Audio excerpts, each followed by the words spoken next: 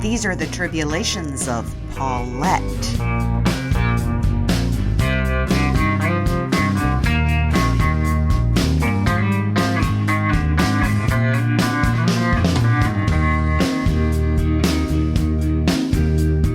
My unemployed household general manager husband Dave watches me carry grocery bags into the house from not one but two supermarkets, Wegmans and Whole Foods.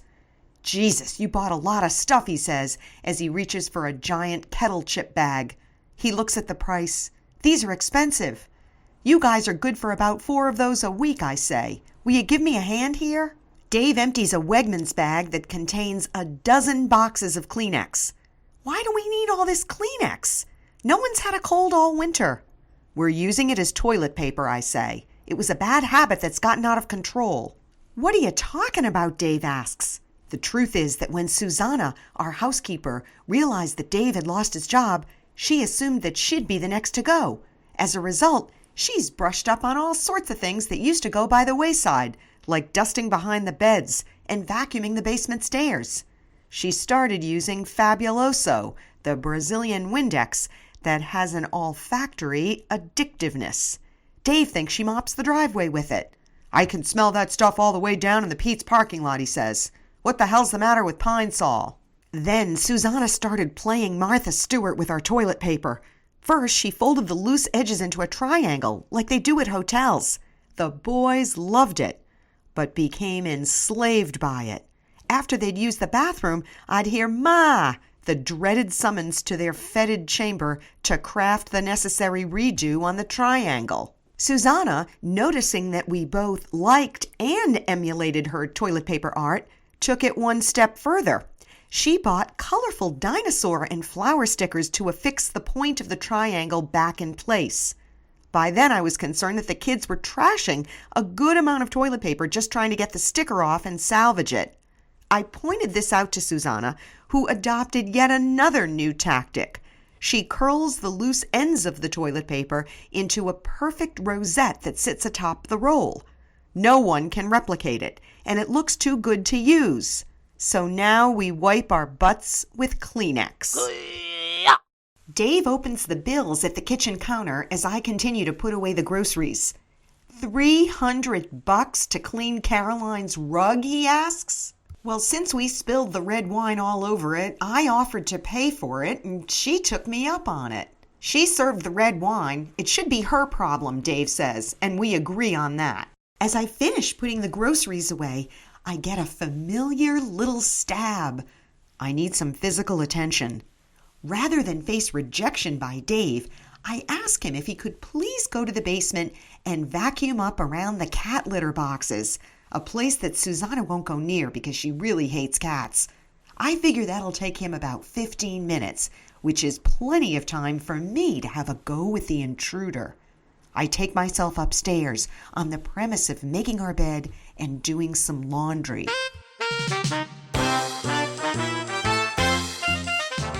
To be honest, I've been in a physical knot of want since my high school reunion. I keep thinking about Ted and how great it was to kiss him. Tormented and unfulfilled, I crave more all the time. I know it's a bad place to go, and there's a reason I haven't been there. But it does take its toll. Some days, though, I'm happy and hopeful until I catch a glimpse of myself in a mirror. This is bad, bad, bad. I don't go to Dr. Fish anymore because I can't justify the cost. And I've developed envy for the gals who still can afford Dr. Fish, even if some of them are so overfilled that they have to talk out of the corners of their mouths, like Popeye. So here I am again, in my one solitary source of pleasure, my daily ritual, talons affixed to the bluff. I plug in the intruder and conjure up images of Ted, then Dave, then Higgins from The Tonight Show. No, that's not right. Back to Ted. Ah, yes, there it is. That's the ticket. I fly higher and higher. My back is arched, and I'm cleared for a landing when I hear something snap in my neck. A sharp pain shoots across my shoulder. Heart attack? No, more orthopedic. I strain something. Ooh, I get up and walk around the room. I do a few yoga stretches. Wow, this really hurts. I set the intruder on the bedside table and I run downstairs and shout to Dave in the basement that he needs to come up right away.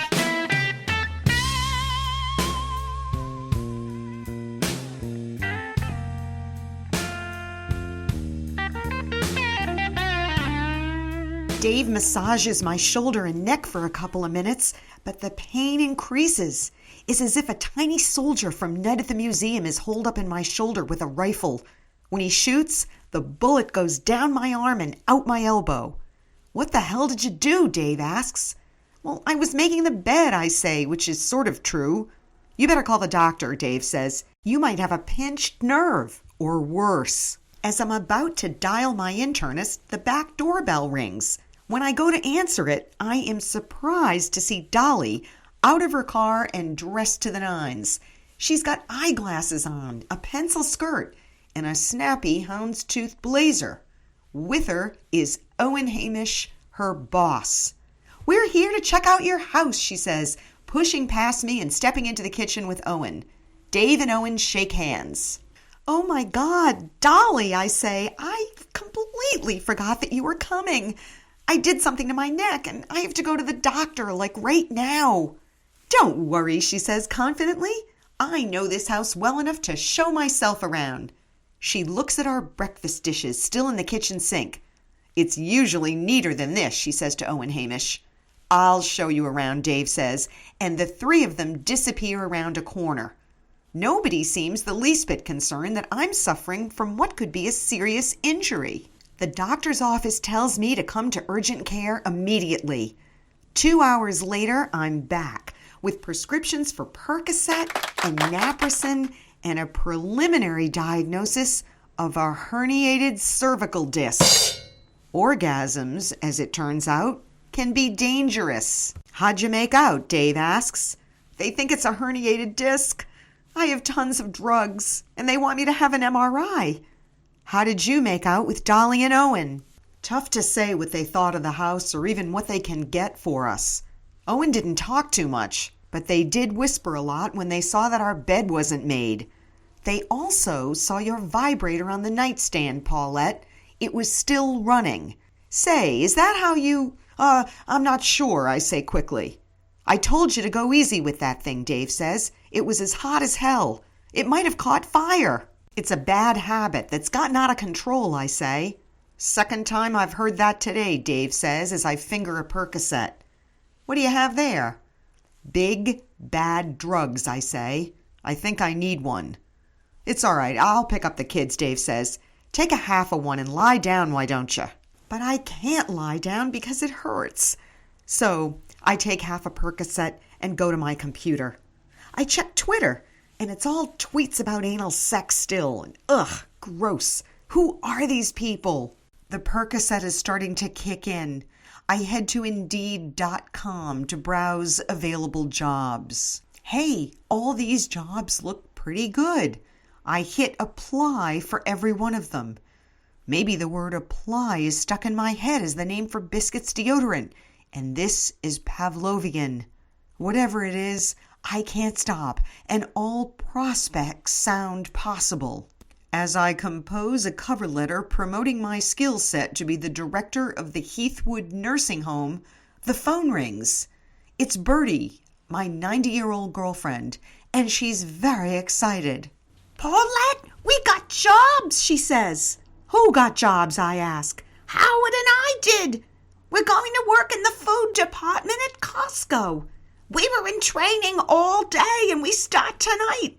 There's a big food event. You and Dave should come." I feel a pang of envy. Bertie and Howard, both in their early 90s, are now gainfully employed. This could work in my favor, as there might be an opportunity down the road to hawk Biscuits deodorant at Costco.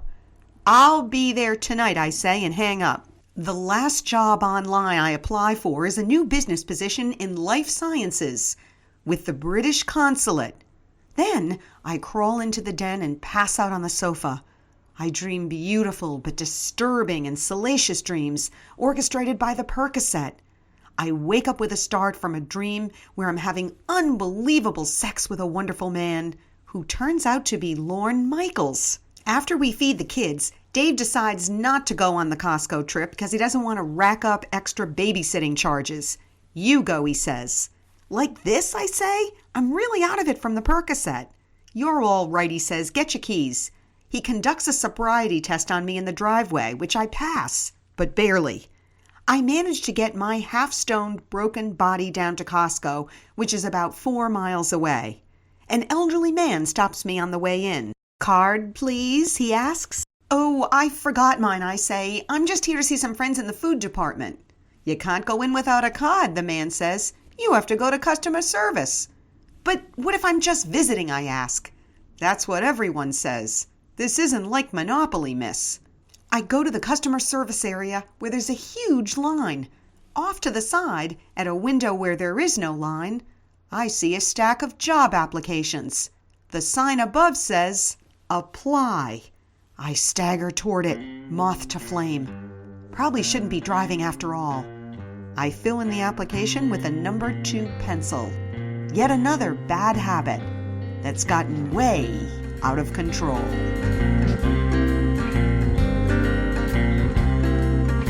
You're listening to Eric Fontana.